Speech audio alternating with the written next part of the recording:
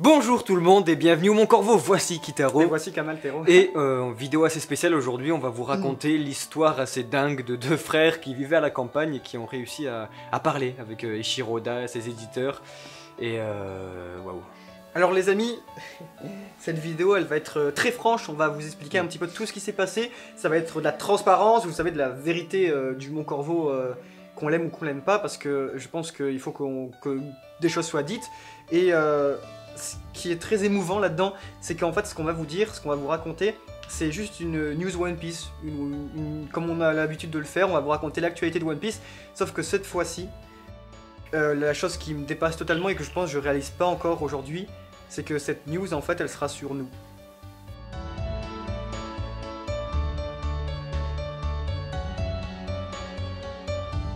Tout a commencé le 22 juillet 2017 où on avait eu l'idée, mon frère et moi, Kitaro, d'écrire en fait, si vous voulez, à Eiichiro Oda pour le remercier d'avoir fait ce manga là pour fêter les 20 ans de One Piece. Alors déjà, désolé pour un peu notre état en ce moment pour faire cette vidéo là parce qu'on va faire sans trop couper, on va la faire bien vite fait comme ça.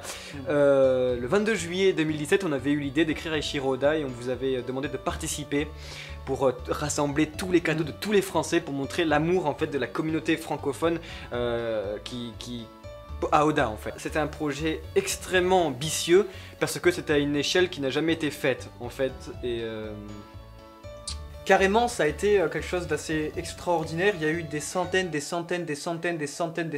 participations. Ça a été un travail monstrueux. Il s'est passé également que on a dû prendre beaucoup sur nous parce que ça a été une entreprise très fastidieuse dans la mesure où on a été à la fois seul à faire tout ça. Mon frère et moi, on a été, si on a été soutenus par les gens qui nous disaient que c'était un beau projet, on a eu beaucoup de personnes qui nous ont dit, et ça, je pense que c'est douloureux à entendre, mais il faut le dire aussi, que dans la communauté française, quand même, il y a des gens qui, voilà, qui nous ont incités à arrêter indirectement, à nous dire que ben, on est juste deux ploucs de la campagne, qu'on jamais on va faire ça. Et je sais pas si c'est parce que c'était par volonté de détruire le projet, je sais pas si c'était comme ça, mais il y a eu des moments très difficiles, mais on s'est dit qu'on allait s'accrocher parce que l'essentiel c'était juste que Eiichiro Oda, pour tout ce qu'il nous a offert dans nos vies, tous, à chacun d'entre nous, eh bien, puisse recevoir un petit peu du nôtre dans la sienne. Et ça, on s'est dit, on emmerde tous ceux qui vont nous dire quoi que ce soit de négatif là-dessus, on emmerde tout ça, et on va l'envoyer, parce que ça vient du cœur, et ça, on peut pas l'arrêter. voilà, et en fait, si vous voulez, donc qu'est-ce qui s'est passé? C'est que beaucoup de mois sont passés, ça a évolué, et le 8 décembre, donc 2017, nous avons eu une réponse officielle de la part d'Eiichiro Oda, de la part de ses éditeurs, de la part de la Shueisha qui sont au Japon. Notre colis est bien arrivé et on a eu un message de la part des éditeurs directement de One Piece qui s'adressait à nous. En fait, alors nous, qu'est-ce qu'on est? On est juste deux mecs normaux qui ont absolument rien de spécial en fait, et on voulait juste faire ça en fait. On voulait juste faire ce projet là. On en a pris plein la gueule. On s'est fait voilà, ça a été très difficile. On a dû porter ça sur nos épaules. Ça nous a coûté énormément de temps, énormément d'argent. On a été que deux à le faire. On a été deux les amis à faire ça tout le long. Ce qui s'est passé, c'est que quand on a eu la réponse des éditeurs d'Oda, la première chose que j'ai vue moi après en rentrant, c'était vos lettres en fait qui étaient ouvertes, toutes bien rangées. Et si vous voulez, c'est hyper émouvant.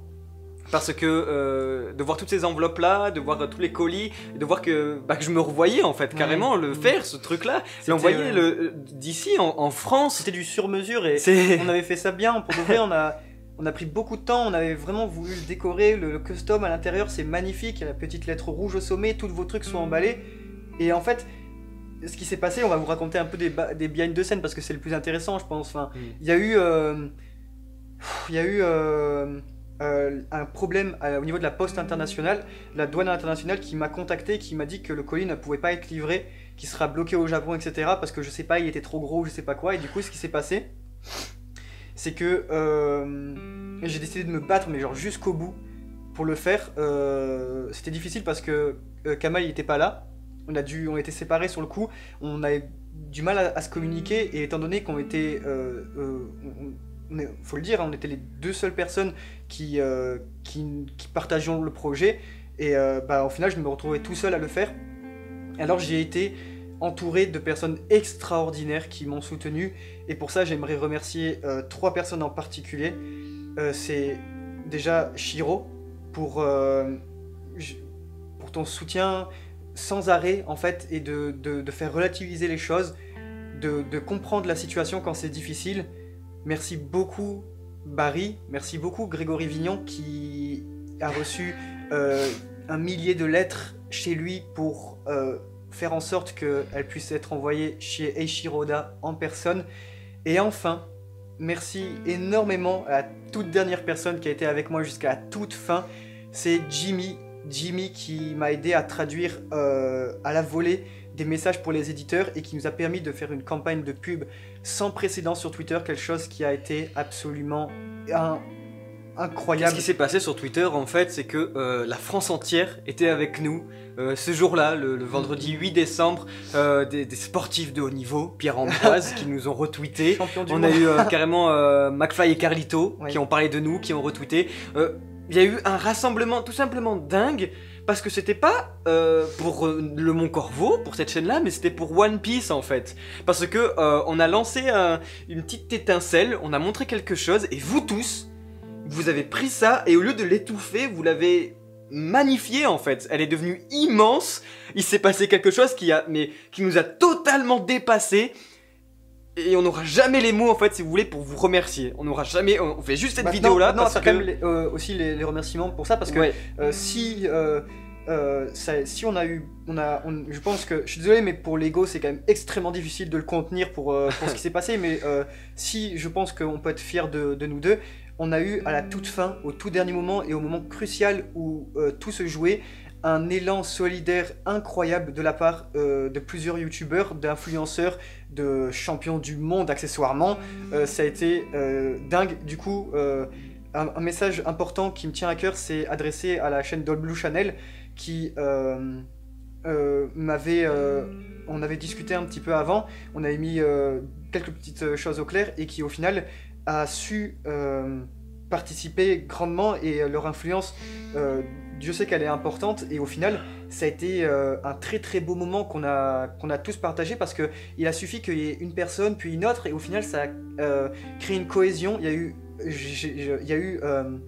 je peux vous dire, parce que j'étais un petit peu au centre de tout ça, il y a eu une sorte d'euphorie générale qui a été incroyable, jusqu'au moment en fait où les éditeurs ont répondu. Et étant donné que c'est quelque chose qui, ça se trouve, ne se refera plus jamais dans l'histoire de One Piece, il y a eu des yatas qui ont été lâchés, je crois. Il y a eu des gros yatas qui ont été lâchés. Moi, quand j'ai reçu le message, je me souviens, hein, je rafraîchissais la page et je voyais ça. Je me suis écroulé, je me suis tout à fait écroulé parce que j'y croyais pas en fait.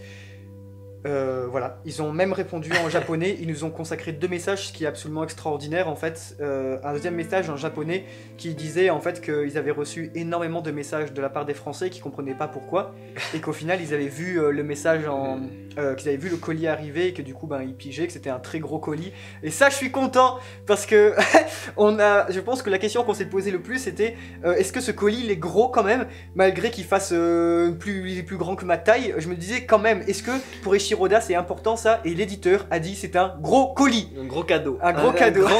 Et si vous voulez, ce qui s'est passé, c'est qu'on a fait le tour du monde, littéralement. On est passé sur internet partout, que ce soit aux États-Unis, que ce soit en Europe, au Vietnam, en Chine, au Japon.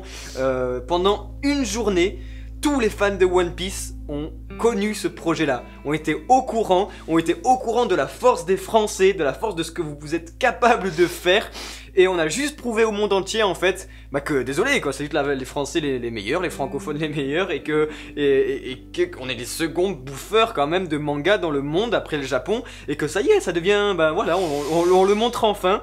Et voilà, c'était ce qui s'était passé nous le 22 juillet 2017, on avait juste envie c'est ça, de représenter, de dire non, la France elle est... Alors maintenant, le message à retenir, le message très important à retenir les amis, c'est que il y a beaucoup de personnes qui nous ont aidés. Il y a beaucoup de personnes qui vont avoir la chance extraordinaire d'avoir Eiichiro Oda, le créateur de One Piece, touché et lire leurs créations, leurs mots. C'est quelque chose que je pense est absolument fantastique. C'est dingue, putain, c'est dingue. Et maintenant, il y a aussi beaucoup de personnes, et je comprends, qui s'en mordent les doigts parce qu'ils pensaient, et c'est pour venir juste un petit peu ce qu'on disait au début de la vidéo, qui prenaient un malin plaisir à surtout ne pas nous envoyer quelque chose parce que ça pouvait étouffer tout ça, et au final, ça marchera pas. Alors je sais pas si c'est purement français de faire ça, si je vous dis ça, c'est que c'est purement factuel et que ça c'est très particulier, mais maintenant, moi j'ai un message à dire à ces personnes, c'est que c'est que le début, et que maintenant, nous, avec mon frère et moi, là où on en est, là où on en est arrivé, c'est que à l'international, dans le monde entier, on a représenté les fans français de One Piece, et vous pouvez compter sur nous pour réitérer l'expérience, et pour tous ceux qui n'ont pas réussi à pouvoir envoyer leur lettre, que ce soit peut-être par un manque d'expérience, une mauvaise foi passagère, ou un manque de temps, il y aura d'autres occasions. Et surtout qu'en fait, si vous voulez, on s'engage à mener la communauté française encore plus haut. Ce n'est pas fini, les amis. On va avoir une réponse d'Eiichiro Oda. Ça va être incroyable. Voilà les amis pour notre projet d'écrire à Eiichiro Oda qui a marché. Ça a fonctionné pendant toutes les vidéos, pendant tous ces longs mois, on n'arrêtait pas de le dire. La première vidéo c'était ça va marcher. La dernière vidéo c'est ça a marché. Alors que c'était pas gagné. Alors que c'était pas gagné, on vous le dit sincèrement, c'était pas du tout gagné, mais on l'a fait, on en est très fiers, et vous pouvez être très fiers, et encore une fois c'est que le début, parce que pour tous ceux qui n'ont pas pu participer à ça, ça va être de la gnognotte, j'ai envie de dire, à côté de ce qui arrive. Ouais. On vous invite donc vraiment à nous rejoindre, en fait, en réalité, à faire partie de, oui. De ça, et de... Les amis, depuis qu'on a, je crois, depuis qu'on devait avoir 30-40 000 abonnés, un truc comme ça, on a dit un truc, c'était très important, c'était rejoignez-nous mon corbeau, s'il vous plaît, il faut que ça grimpe au niveau des abonnés, il faut que ça grimpe au niveau de l'influence, parce que vous allez voir qu'on va vous faire un truc de folie, et maintenant, force est de constater qu'on vous a pas menti, et que si ça a réussi, c'est parce que vous nous avez rejoints et qu'on a eu une influence dingue. C'est pas parce que... Je sais que il faut comprendre que maintenant, contacter les Eiichiro Oda, on n'aurait jamais pu le faire si on était une chaîne à 150 abonnés. On a pu faire ça parce qu'on on commence à avoir une communauté absolument oufissime sur Internet. Et maintenant, on peut vous garantir que si on a eu la preuve que ça a marché, si ça continue, ça va marcher encore plus. C'est juste dingue. Si vous voulez les amis, c'est juste une histoire de confiance. De base, nous on vous a fait confiance dès le début et ça a marché parce que vous nous avez fait confiance en retour. Et c'est juste le plus beau cadeau que vous puissiez nous faire. Encore une fois, ça nous a énormément ému ce qui s'est passé. On a tout simplement marqué l'histoire. Et c'est que le début parce que Eiichiro Oda déjà va nous répondre dans un manga. On va avoir une marque officielle et la France va être encore une fois reconnue comme étant les plus grands fans. Donc maintenant les amis, de nous à vous, un très très grand merci pour tous les amis. Merci d'avoir placé cette confiance parce qu'on vous avait dit quelque chose, on vous avait dit que c'était le plus gros projet francophone de One Piece, que c'était quelque chose qu'on fera tout pour mener à bien, et désormais il est mené à bien. Ce colis a été envoyé par les éditeurs Monsieur Naito et Monsieur Sugita chez Eiichiro Oda, le créateur de One Piece. Boku no Mono Yatta! Yatta! Voilà les amis pour cette vidéo. Merci à tous de l'avoir regardé. Merci à tous pour ce que vous nous apportez tous les jours, pour votre bienveillance, pour votre gentillesse, votre confiance, votre générosité. Et c'est quelque chose qui nous touche énormément, encore une fois. Donc merci à tous. Je sais plus trop quoi dire. Moi je crois que je sais quoi dire. Je peux me tromper, mais je pense savoir. C'est que la passion et les rêves sont comme le temps, et il en sera ainsi tant qu'il y aura des hommes prêts à donner un sens aux mots liberté. Merci infiniment, et à très très vite au Mon Corbeau. Ciao ciao ciao.